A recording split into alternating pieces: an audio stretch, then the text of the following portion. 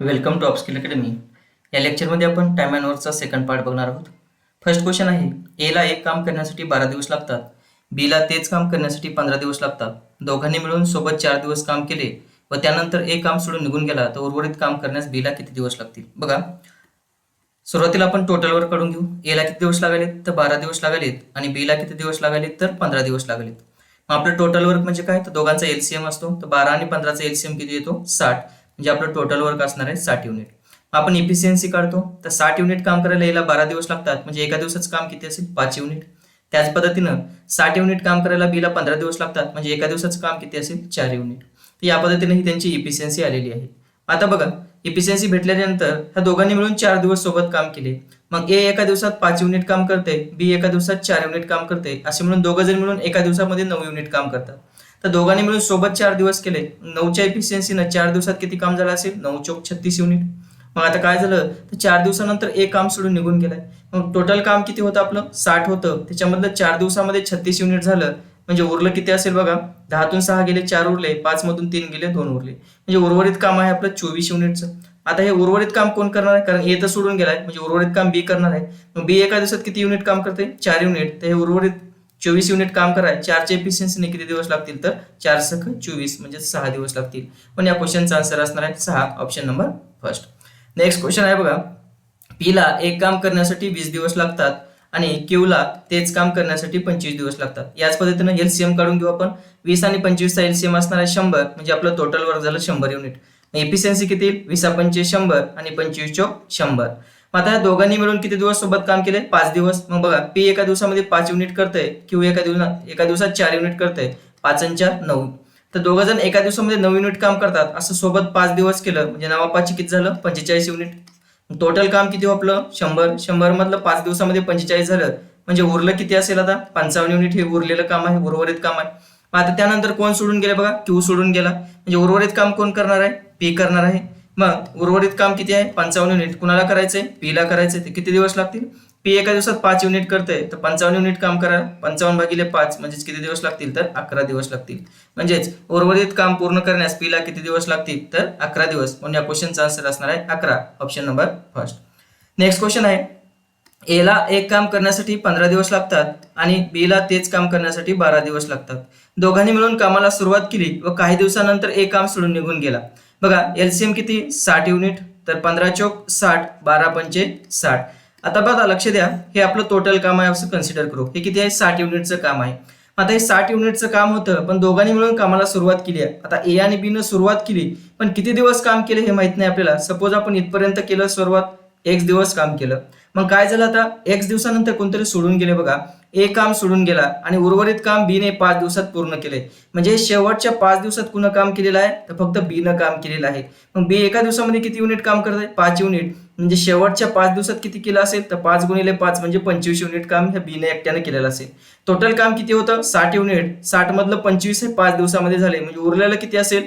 तर 60 मायनस 25. 10तून 5 गेले, 5 उरले, 5 मधून 2 गेले, 3. म्हणजे इथून इतकं जे काम असणार आहे हे किती असणार आहे? 35 युनिटचं काम असणार आहे. आणि हे कुणा केलंय? तर दोघांनी मिळून केलंय. मग आता बघा, हे 35 युनिटचं काम दोघांनी मिळून सुरुवात केली होती. 5 आणि 4 9. 9च्या इफिशियन्सीनं 35 युनिट काम करायला किती दिवस लागले असतील? तर 9 त्रिक 27, उरले किती? 8 भागिले 9. म्हणजे इथून इतकं काम व्हायला किती दिवस लागले? तर 3.8/9 दिवस. आपल्याला क्वेश्चन मध्ये विचारलं की पूर्ण काम होण्यास किती दिवस लागलेत. हे इथून इतकं काम व्हायला 3.8/9 दिवस लागलेत आणि शेवटचे 5 दिवस बीनं काम केलं होतं. म्हणजे टोटल काम किती झालं? 5 + 3.8/9, म्हणजे 5 आणि 3 8.8/9 दिवस लागतील हे पूर्ण काम व्हायला. म्हणजे या क्वेश्चनचा आन्सर असणार आहे option number first. Next question आहे बघा, रामला एक काम पूर्ण करण्यासाठी 20 दिवस लागतात आणि श्यामला तेच काम पूर्ण करण्यासाठी किती दिवस लागतात? 30 दिवस लागतात. एलसीएम घ्या, 60 युनिट. किती येईल बघा, 20 त्रिक 60, 30 दोन्ही 60. दोघांनी मिळून सोबत कामाला सुरुवात केली. मगाच्या सारखंच आहे बघा, हे टोटल 60 युनिटचं आहे आपलं. सुरुवात केली, कुठपर्यंत काम केलं माहित नाही, सपोज 1 दिवस काम केलं. मग त्यानंतर राम सोडून निघून गेलाय. बघा, हे राम सोडून गेला, म्हणजे उर्वरित शेतीतलं जे काम असणार आहे श्यामनं केलं असणार आहे आणि श्यामने उर्वरित काम 5 दिवसात केलंय. म्हणजे हे शेवटचे 5 दिवस फक्त श्यामनं काम केलेलं आहे. श्याम एका दिवसामध्ये 2 युनिट करतो, म्हणजे शेवटच्या 5 दिवसामध्ये 2च्या इफिशियन्सीनं 10 युनिट काम केलं असेल. म्हणजे उरलं किती? 60 मधलं 10 5 दिवसात झाले, म्हणजे इथून एवढं जे काम असणार आहे 50 असणार आहे. हे दोघांनी मिळून केलं असणार आहे. आता हे 50 युनिटचं काम राम आणि श्यामने मिळून केलं होतं. राम एका दिवसात 3 युनिट करतोय, श्याम एका दिवसात 2 युनिट करतोय. तर 3 आणि 2 किती झालं? 5च्या एफिशियन्सीनं 50 युनिट काम करायला किती दिवस लागतील? 10 दिवस लागतील. आपल्याला क्वेश्चन मध्ये विचारलंय तर राम किती दिवसानंतर राम सोडून गेला होता? तर बघा राम 10 दिवसानंतर सोडून गेला होता. कारण 10 दिवसानंतर हे 50 युनिट काम करायला किती दिवस लागले? तर 10 दिवस लागलेत. आणि राम 10 दिवसानंतर सोडून गेल्याच्या नंतर शेवटच्या 5 दिवसामध्ये फक्त श्यामनं काम केलं होतं. म्हणून या क्वेश्चनचा आन्सर असणार आहे किती? 10. जर आपल्याला टोटल विचारलं असतं हे काम पूर्ण होण्यास किती दिवस लागतील, तर ह्या क्वेश्चनचं आन्सर किती आलं असतं? हे 10 आणि शेवटचे 5 म्हणजे टोटल काम करायला विचारलं असतं त्या क्वेश्चनचं आन्सर असतं 15. नेक्स्ट क्वेश्चन आहे बघा, ए बी सी. ए न जर काम केलं तर 12 दिवसात होतंय, बी न केलं तर 15 दिवसात होतंय आणि सी न केलं तर 20 दिवसात होतंय. टोटलवर किती असणार आहे? 60 युनिट. 12 पंचे 60, 15 चौक 60 आणि 20 त्रिक 60 ही त्यांची इफिशियन्सी आली.